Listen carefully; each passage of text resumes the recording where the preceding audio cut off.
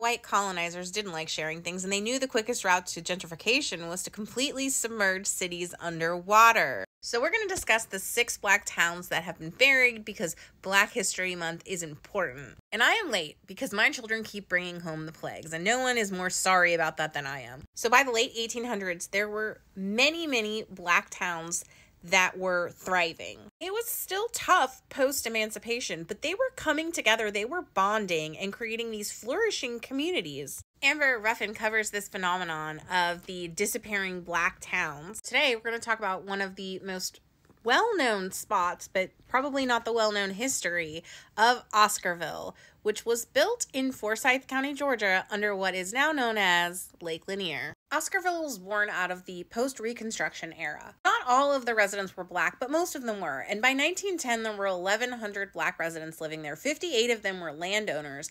Over 100 were renting farms to grow crops on. It was a mostly agricultural community. They were well known for the production of their poultry, and the area was also a recreational area for boating.